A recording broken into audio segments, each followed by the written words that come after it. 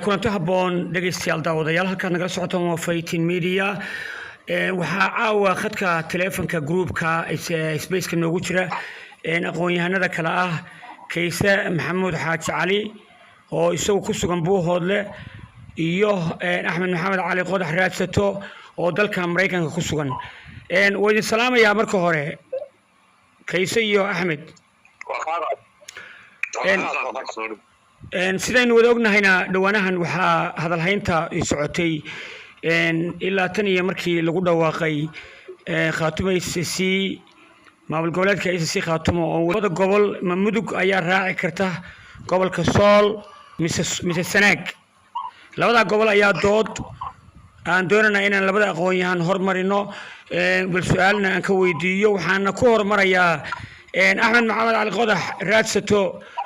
sidee u aragtaa adigu gobolka Sool kee raaci kara Sanaag mise Mudug بسم الله الرحمن الرحيم بسم الله الرحمن الرحيم السلام عليكم ورحمة الله وبركاته ياسين يا كيسة السلام يا سيجارك معي هيتي ياسين وهذيك يا بعد بيني يا شعب وحدة والسلام عليكم ياسين وفرح سنة يدور داينا كوضع قلت الله كنت أنا كنت الدور ده مدو وحلا قدر يا ومدو بقى صور عايز SSC وواحد أقول عندهم qofkii ugu horeeyay ama igu dambeeyay aan ka maqlana waxa garaad guud garaad shaaca garaad Ali weeye waan ka maqlay runtii hadda inoo taalay Mudug hadii waxa jirto dhul aynu go'iskan nahay oo aynu wada dibno xataa taalay oo SSC u taalay maahan laakiin garaadka waxay ahayd inuu Sanaag ka hadlo Sanaag baa aynu ka tirsannahay oo leenahay oo SSC ay leedahay oo kadibna oo haddana dhibaato tahay oo dadkii ku soo baxay oo maamulka SSC iyo ismada SSC iyo shacabka SSC ba sidii wax looga qabtay gobolka Sool maamulka Mustafa looga saaray inay ergaadana badan oo lagu mideysay colaadii nabadkii kay doontaba lagu tagay qaybtii aynu lahayn dhulkeena iyo magaalo ahaanba laga qabanay horta marka la soo xirayo marka garaadku dhulkii waxay inaga maqan waxay ahayd marka dambe balqada laga wada hadlo hartii horta ka cadow inaga maqan inaan doono anigu fakarkaasaan qabaa waqtigeedina ma laakiin dhulkeen ma maqan inaan doono waa tahay waan maasan tahay Axmed Maxamed Cali Qodax Raadsato Kayso adigu waan maqashaa Soomaha mudane aragtidaada ku aadan kala su'aasha waa idin dhex dhigay Khaatumo gobolka yey raaci kartaa Mudug mise Sanaag بسم الله الرحمن الرحيم اللهم صل على النبي محمد ليه هورت arrintu ra'yi bay ahayd arrin ma ahayn processor banta qaarna markii hore jirtay oo abuureed ma ahayn anigu sidaan qabo marka ay simadu tageen garacad waxay dhaynayeen uu garaadku ra'yi ahaan arrintan u soo jeediyay iyo tolima ahaan iyo mataqaana wanaagii faraha badnaa ee dhacay iyo qaabkii la isku kaashaday soo ka qiyaas qaadanaya ayuu hadalkan yiri hadalkuna wuxuu ahaa in labadii la doonaa dadka maxnaa nuxurka hadalku wuxuu ahaa dalka Puntland waa dal aad u ballaaran ama dadka ama hartigu dhulkooda waa dhul aad u ballaaran labadii gobol ee doona la garto ayaa israaci kara ayuu isagu u dhigay oo markaa kaftan iyo soo jeedinaysa ku jirta asaga markaa su'aasha ku soo noqdo waxa weeye Khaatumo horta marka hore iminka waa maamul abuuran oo dhulkiisii haysta oo nabadgelyadiisii saxay oo cashuurtiisii qaadanaya haddana ugu dhada wax dhib oo ay qabtaa ma jirto laakiin arrintu waxay ku fiican tahay in maakhir iyo Khaatumo midoobaan oo si dhab ah loo wada hadlo maamulka Puntland iyo dadka wax garadka ah ee reer Puntland kalena arrinta laga dhaadhiciyo وشكامس حوق للجليو وسليمة الله الله وسي سكينما لوحد حطه ونقدر ورنا يوم أنت ودن كيوال ركتان سيدو حسب دليان دل بلارم بين هاي السنة لبدا معمول نقل الشقايين هاي ماركتين معمول قبلات بو حقاتان دي استراحة هاي المنطقة نعوشة الله قالوا أيان أنا هو أركا لما قبلوا إسكاجا هابون إذا ما تشرال هذا خاطر لما دقنا كدمن لما دقنا ولا دقنا منطقة ناس أنا بري وسنجر ودقياي رياضة ودقياي أركا أنا فكر كساس أنا أركا ماشي اللي قال كحيانا ده وحوي لين كان خاطمه كمبيوتر wax meesha la gali kara ma daarintu raadi ma yahay yaan laga dhigin arrin la soo qorsheeyay oo laga wada hadlay oo mataqaana la soo lafeeyo dabada la lafeeyay yaan laga dhigin arrintu anigu saas waad maasan tahay waa run ra'yi bay ahayd ra'yiguna waa mid bulshada masiirkooda dhex yaala haddii loo baahan yahay deked ama maamulku SSC Khaatumo oo deked u baahan yahay ma garacad iyo mudug buu ku biiri karaa mise sanaag buu walba ka tirsanba gobolka ayuu ku biiri karaa fikirku waa fikir sax ah waxaynu hadda wadnaana waa fikirkii isla fikirkii baynu dooda ballaarinay marka Axmed aragtidaadii sii wado Axmed Maxamed Alqodax raadsato su'aasha labaadna wad faantaan malan deked ahaan wax badan baa kaysa la qabaa لكن هذا رت مركز لقاها شعب كSSC وشعب دالن ودبعته شنية تومسنا هرينا قبلي مدة سجال برودنا دجال يو قحي يو مدفع يو حبض يو ديق يو داوع يو دمشق محيط يو بربر كشري معمول بي سمايين معمول كسنوا معمول عردنا malaha maxaa la yiraahdaa taageerayaal siyaasadeed oo dawladaha dariska iyo dawladda federaalka iyo waynu ognahay xataa Soomaalida maamuladooda maamul goboleedyada maamul qura oo ilaa had yarto soo booqday SSC caasimadeeda ma jiro oo yimi marka waxa aniga ila haboon in loo daayo inay isimadu dhaqanku ay ka fadhiistaan siyaasadda oo u daayaan maamulka shaqadii dadka siyaasiyiinta ee loo doortay madaxweyne iyo madaxweyne ku-xigeen iyo golo wasiirro iyo xildhibaano iyo hay'adihii dawliga ahaa ee maartay system uu lahaan jiray baa dhisan marka inta marba ismeel tago uu mikrofoonka qabsado oo qunbulad siyaasiya tuuro aniga ilama habboona arrimaha siyaasadda inay ismadu ka baxaan weeye dastuurka Khaatumona markii 33ku ay aasaaseen waxa ku jirtay marjac loo noqonayo inay yihiin ismada waxa filayaa in wax laga bedelay oo qolada maamulka hadda xilka haysa ay dalbadeen in la bedelo qodobka marjaca ismada si aan maamul goboleed waxa u noqono oo labada sano ku meel gaarka looga baxo in meesha loo noqonayo ismada dastuurka laga saaro qodobka labaad waxa weeye xukuumaddu ay dalbatay ama madaxweynaha iyo madaxweynaha ay dalbadeen wuxuu ahaa in golaha wasiirada oo markii hore dastuurku ku qornay 45 in laga dhigo in loo celiyo oo la furo oo 45 in laga doorto wasiirada laga soo doorto xubnaha noqonaya saas waxay keentay culays inaan dad professional oo shaqadii garanaya in badan aan laga helin 45 dhexdooda taana maamulka sare waxay codsadeen in dastuurka wax laga bedelo oo dastuurka open baa loo ka dhigay in dibadda wax laga qaadan karo hadda wasiirada cusub ee hadda dawladda Khaatumo oo dhawaan la dhisay dhawaan kalsoonida ay siiyeen baarlamaanku intooda badan waxa laga keenay dibadda laga keenay golaha maartay baarlamaanka laga soo dooray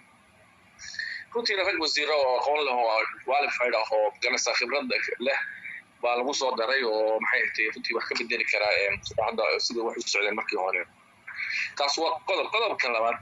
macnaha waxa taa uga socdaa ismada min marjaca ismada laga keeno maxaa keenay ismada la yiraahdo maamulka codsadaan laga saaro waxa weeye maamulku inay ku milmaan siyaasadda dawladda oo iyagu ay ku noqdaan maxay ahayd isbaara ku noqdaan arrin saxa ma aha hadalkan hadeerto bulshada lagu soo dhex tuuray anigu waxaan qabaa inuu dhaawac ku yahay shacabka SSC iyo maamulkooda waxaan qabaa wadajirka shacabka SSC inuu dhaawac ku yahay waxaan qabaa wadajirka shacabka harti oo qadiyada SSC ka midaysan inuu dhaawac ku yahay oo durba dad badan oo cadow ay ka faa'iideysteen oo leeyihiin ismada dhulbahanta iyo beesha dhulbahanta waxaa u qorshaysan in gobolada Puntland ay kala furfurto oo Puntland kala googooyso waa u qorshaysan waxaan cadeynayaa bulshada reer SSC wakaar ahaan bulshada reer Puntland qorshe shacabka SSC ay qabaan ama ajandi ugu jira in Puntland la kala jarjaro ma qabno Puntland waa khaatumona waa adigana fikirka ku darso waayahay iyo war ma santahay anigu qodobada ku taaya qodobka koowaad horta waxa weeye dadka reer SSC gudaha iyo dibadba inay kalsoonidooda boqolkiiba boqol ka dhigaan oo ay ogaadaan maanta in dawlad leeyihiin dhul leeyihiin cashuurtii iska qaadayaan amnigooda saxeen nidaamkooda inuu isku toosay horta inay marka hore ogaadaan oo walwalkii walax afraad badan ay iska daayaan qodob wad maadsantahay qodobka waxaan rabaa ma ku raacsan tahay in isimada dhaqanku ay siyaasadda kor uga baxaan oo maamulka iyo siyaasiyiinta loo daayo horta waxa dayna waaxda baynu leenahay hada qarameed waxaanu nahay jira isimadu markii la sameeyay dawladda qarameedka la sameeyay baarlamaanka la doortay baarlamaanka madaxweynaha ku-xigeenka doortay iyo gudoomiyaha ayaa horta shaqadoodii ugu dambeysay shaqada oo aan qabiilka ahayn oo u hadhay ma jirto iminkana meelahan laga cabanayo ay ducaynayaan iyo dhaqdhaqaaqan ay samaynayaan waa daliil xagga maamulka dhaliishaale oo haddii laba ku rumayay awoodiisii shaqo hoos u dhacday oo keenay in ay ismadu hadlaan ama ay kala jabaan ama midba meel ka dhaco taas waa taa ka kale waxaa loo baahan yahay inuu muhiim ah oo ninkanina dhowr meelood ka taabtay in dib boorka looga afuufo maamulkii inuu shaqeeyo muddo yaroo 8 bilood ama 9 bilood baa u qaadhay in sidii doorasho loo geli lahaa oo nidaam cusub loo dooran lahaa laga shaqeeyo in awoodda la saaro sidii amniga halkaa uu marayo looga soo horumarin lahaa in dadka kalsoonidiisa la dhiso horta anigu taasaan ku talin lahaa waxaan qabaa oo kale oo muhiim ah isimada Soomaaliyeed way ka duwan yihiin waxay kaga duwan yihiin muddo 30 sanadooda ayay waddankan fowdaha maamulayeen waxay barteen sida maamulada kale loola dhaqmo sida mataqaana siyaasadda la isula laba rogo sida baayaxtan loo galo sida dad baaba'ay oo burburay oo la qabsaday marba dhinac loogu rogo ayay barteen waxaa muhiim ah axdiga hadda in lagu daro isimada in meel laga soo geliyo for example aqal sare oo kale in la sameeyo ama aqalka odayaasha oo halkaa lagu xakameeyo dhaqan oo dhan oo ay loo sameeyo aqal fakshinada shaqaynayo dawliya baan anigu qabaa haddii sidan lagu sii daayo ay madax bannaanaadaan maamulka dhibaato badan bay gaarsiinayaan meeshii laga keenay meel ka xun bay ku celinayaan meelnooda waxaan maqlayay lil caaqil oo waxaa la dhintay meelaha miyiga ka yimid madaxweynaha u tago yidhi agaasimaha hebel la yidhaha wasaaradda u shaqeeya ha layga bedelo beeshaydu matala ilamana soo xidhiidho waxaan codsanayaa agaasimaha in shaqada laga qaado arrintan dhaqanku waa arrin aad iyo aad dhibaato u ah anigu waxaan qabaa in la sameeyo sharci iyo nidaam nimankan lagu xakamaynayo midda kale dadka reer SSC qayb ka mid ah hadday sharciga ka weynaato laysmana xukumi karo maamul lama noqon karo mana shaqayn karo taasina waa qodob kale muhiim ah oo waxa loo baahan sharciga in loo sinaado ninka ugu sarreeya iyo ninka ugu hooseeya inay u sinaadaan arrinta kale dee waxaan ku raacsanahay saaxiibkay maamulkeennu wuu shaqeeyey runtii laakiin raggii loo baahnaa inay dadka samata bixiyaan weli ma muuqdaan dadkan waxay leeyihin dad badan oo aqoon-yahanaa dad badan oo sharci yaqaanaa dad badan oo adduunka laga yaqaano dadka ugu aqoonta badan ee ugu sharci yaqaansan ee ugu dhaqaala yahansan soomaaliya waa reer SSC waxaad moodaa maamulka in laga weetaynayo oo maamulka laga seedareeyey oo aan loo ogolayn talo iyo haddii allaba kuu royahay maska midna inay ku yeeshaan marka xaqiiqda in laysu sheego hoos loo daadego ayaan anigu qabaa waxaan kaloo kusoo kunaanadaya dhulkeennu waynugu filan yahay dhaqaalihiisu waynugu filan yahay haddii allaba kuu royahay dowlad 2030 xaqiiqda 2030 dadka Soomaaliyeed Ethiopian bay isu bedelayaan dowlad Soomaaliyeed ee magac Soomaaliyeed jiraya ma jiro qabaa'il maamulaha Ethiopia laga xukumaa 2030 xaaladdu isu bedelaysaa qabiil marka si aan laynoo gumaysan ama dib laynoogu qabsan inaynu hadda ka fikirno oo dhinac walba ka eegno oo aynu ka shaqayno 2030 sidii inaga oo maamul ah aynu u gaari lahayn baa loo baahan yahay niyo hadee xad dheer baynu leenahay waa tahay Soomaalida bartankeeda aynu ku noolnahay inaga xukunna waa tahay kayse bartankii lagu abuuray gabagabadaynu gaaranaa gabagabada intaanan gaarin baan rabaa in halkaa inoogu joojiso si aynu gabagabada dambe aad u gabagabayso Axmed adigu maxaad aragti ahaan talaha kuu muuqda waa mahadsantahay yaasiin horta dee hadalkii hore inuu ka kala go-ay baan jeclahay waxaynu ka wada dherigsannahay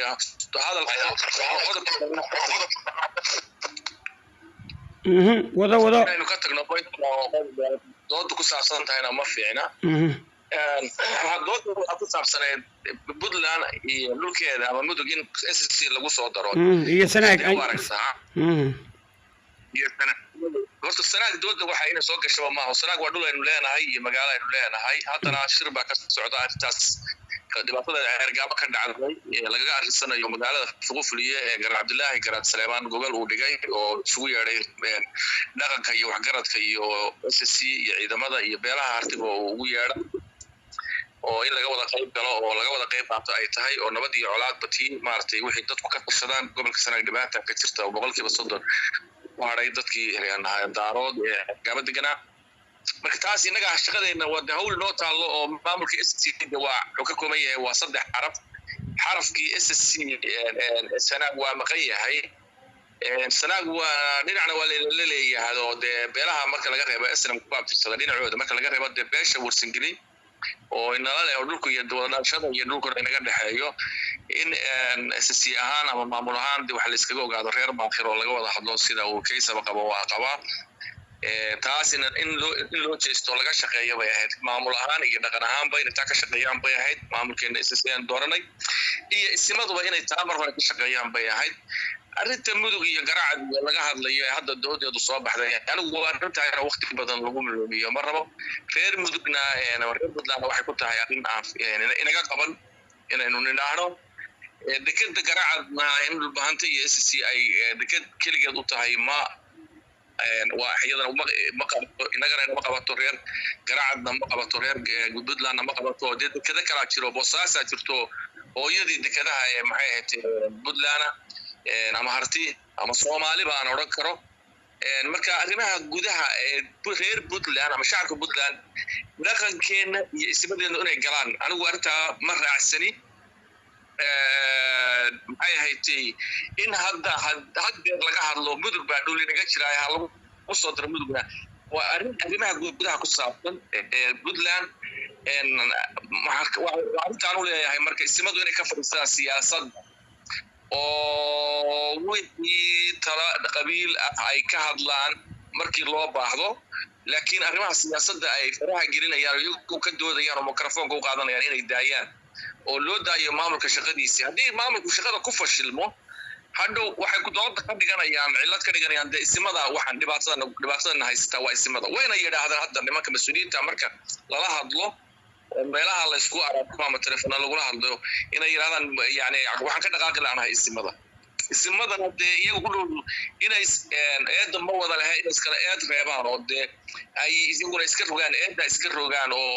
dee dib isla xisaabtamaan oo wax isweydiiyaan oo yidhahdaan waxa shaqadeenni miyaan jirnaa se maaha way fiican tahay marka calculationka aragtideeda waxa weeye shacabka yaan la marin habaabin reer SSC waxa u yaala inay dalkooda marka hore difaacdaan inta gacanta ugu jirta difaacooda adkeeyaan gobolka Cayn waxaan ognahay inay xaalad ka taagan tahay muuse uu doonayo iyo dadka wadaagga la yahay qayb ka mid ah in halka dagaal ka dhaco marka hore in difaaca gobolka Cayn la adkeeyo kan gobolka soo la adkeeyo gobolka Sanaagna shacabkii ka soo barakacay lagu celiyo caalanka iyo dawladda khadbara dhinaca hatigu dego oo ma in ku leenahay gobolka Sanaag la gaarsiiyo anigoo dooda aqabaataa weeye shacabka reer SSC u taalaan weeye tamaamulka aan leenahay ismada la rabaa inay ka shaqeeyaan weeye inay siyaasado kale iyo dad kale oo deriskeena walaalaheena lagu mashquuliyaan anigu hadda diyaar uma nihin waad maasan tahay kayse aragtidaada yana bal waxaad ka hadashay yana mawduuca in gobolka Sanaag dawladdu u jeensato isimaduna ka dhaxmaan horta mid waxaan ku raacsanahay saaxiibkay baan ku raacsanahay oo arrinta midug in meesha laga saaro mar dambana aan la soo qaadin waa arrin geedka go'an oo waan ku raacsanahay saaxiibkay waxaan ku soo kordhin lahaa in laga shaqeeyo qodobka koowaad in laga shaqeeyo sidii dadka reer Maakhir looga dhaadhicin lahaa inaynu wax wada yeelano oo kalsooni loogu abuuri lahaa wadda kasta loo maro taasna waan ku soo kordhin lahaa ama waan xoojinayaa dadka reer Puntland kalena iyagana in dhinacooda laga xirxito oo laga dhaadhiciyo maanta harti laba maamul uu qaadi karaa in la isu tanaasulo dadka reer Puntland kala ay garab siiyaan sidii labada qolo ay maamul madax bannaan u dhisan lahaayeen iyaduna point kale muhiim ah oo u baahanay weeye shaqooyinkaas oo dhan waxa looga baahan yahay maamulku inuu isagu isimada adeegsado oo diro oo intuu shir qabto uu yiraahdo maanta halkaas arrin inaga haysataa isimo galaba loo baahan yahay isinku inuu isagu isdiro oo intuu go'aan qaato uu yiraahdo meel hebla ayaan maamulka qaatumo وأريد مقصو قبنا إن أنفع ما يصم إستجنا وما فينا ما ممكن وما فينا تذكر السين وما فينا وحن كل تلنا يا إسماء إن أي قصة نقدان ما ممكن أي بستان إن أي هذا اللي بقوله كلام كقطان إن أي سيد يتوسين كريان يتوسيان وغشقيان متقنا توسين تيسا ما ممكن وحن لنا أي maamulku waad ka gaabiseen hawshiinii isimada u yeedha shir u qabta meesha loo baahayay wax laga qabta iyaga u dira idinka amarkiina ha ku shaqeeyeen waa haddaad capacity-ga leedihiin kaasi waa taa waxaan kaloo talageliyo u soo jeedin lahaa dadka reer Maakhir dadka waxba loo sheega reer Maakhir in lagu qanciyo oo laga dhaadhiciyo in madaxweynaha la siiyo magaala madaxda Nastool laga dhigo oo aynu sidaa wax ku wada yeelano iyaduna wax weeye waxaan ku baraarujinayaa dadka reer SSC inay fikirka wada qaataan waxaan ku soo gabagabeynayaa wax inaga maqan habeenka caawa ma jirto waa isku filannahay xamar baynaan u baahnayn meel kale inaan u baahnayn dawladdeena aan dhisano hareeraha iska taagno hadda sidii walaalaheenna reer Maakhirna aynu uga dhaadhicin lahayn inaynu wax wada yeelano aan ka shaqeyno waxa kaloo dhan aan ka baxno midda kale hadeerna waan taabtay haddana waan ku celinayaa dawlad Soomaalinimadii way sii daba yartaa meesha way ka baxaysaa haddii dadka Soomaaliya doonaya weli ma fahmin qorshaha socda iyo nidaam wadogtiin hadda maamulada Soomaaliya oo dhan Itoobiya hoos taga inay sii xoogaysataa arrintaas mooyaane ma muuqato system iyo qaab ay Soomaalinimo ku soo noqonaysa aynu ka shaqaynayno maamulkeena u iibgeyn lahayn sidaynu uga iibin lahayn caalamka wadamada dariska Carabta cid walba saynu uga iibin lahayn maamulkeena iyo dhulkeena iyo hadii aan ku rooyay nidaamkeena dadka reer Khaatuma ka fakareen maamulka la wax yarba oo inta ay halala shaqeeyo aad iyo aad baad mahadsantihiin aad iyo aad u mahadsan yahay Axmed maxaad ku soo gabagabeynaysaa adigu waxaan ku soo gabagabeynayaa reer magaalka siyaasadda bay Beledweyne xamar kaga dhawaaqeen maxay ahayd kulley waxaan filayaa inuu jiro xiriir wada maaragtay arrimaha ku saabsan lagu gogan xaayo arrimaha siyaasadda naga wada jiraan qiyaasaya haddana shirka furufli ka furmay Cabdilaahi Garaad Salaam uu uga shaqeeyay weer maakhirna way ka soo gelayaan oo hadii arrinta gobolka Sanaag in laga wada hadlo oo la iskaga ogaado reer SC reer kullu waxaan in lagu soo qaadi doonaa ayaan rajaynayaa كيس بقول كقول وحلقة بعدول كنا وينقول في الدنيا هاي أنا إيمان تنو دولة دي نكشف قيسينه ضد كدراها جار كعينا قد يعني أو محي هيتي بيبك إسلام هو إنه بدأ السامية غير ما آخرنا كعمها نتقبسنه حل ضربنا الله سبحانه وتعالى المرة لا تعديه خير السيسي غير ما آخر بقى ويكون شيء مدة صدر سنة دول ترى يواجه بدل على السمية Somaliland ويكون رئيسي وعلى يرى distributed area هو international ما هيجا إن الجل distributed area هو نقوم رسيا هنا معي ما هيجا وحنا أن الله حد إذا باش أسنة دول نقوم رسيا أنا هيدو تيجي كرين أو لقي كرين وحصل مفرع أو شنو غير قبل كسول هذا ولا قصار ولسه سناق iyo sanaag bari way ku jiraan oo laga masaarin laba qodob reer SC iyo reer Bakar waxa u jirtaa inay dowladda ay wadayeen kistaan si ay uga baxaan distributed area waayo haddaanay maamul wada dhistaan goosashada Somaliland ay sheeganayso ay leedahay Puntland baa dhul laga haysan meesha ka dhismayso oo doodaas soo afjar mayso ay ku doodaan dadka isaagu haddii Puntland ka isticmaalo dadka qaba Puntland in laga simid ahaado leeyahay haddii dalka iyo dadka loo sanaynayo waa inaynu ka soo afjarnaa dooda dhulka soo ka tirsan jiray Ingiriiska iyo wax la mid ah waa inay dadkaas dad sabreen ka ah Puntland oo maamul wada dowlad wada dhistay oo maxay ahayd Ingiriis iyo intii kala dowladda tagay baa ka soo afkaranta qodobka labaadna waxa weeye maxay reer oo ismaamul dhulka iyo badin ugu filan reer maasir weynu haysanaa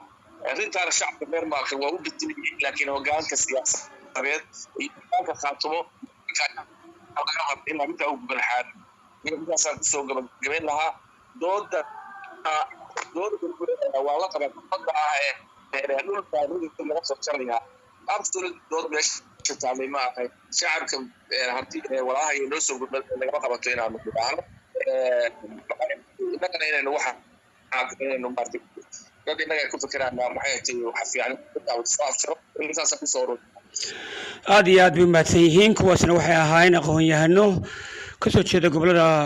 SC Khaatumo أحمد محمد علي قدح يولي كيسة محمد حاج علي oo labaduba kala jooga buuhoodle iyo dalka Mareykanka waan idin mahadcelinayaa mar labaad iyo mar saddexaadba waqtiga aad siiseen aad baa u mahadsantahay. Salaam.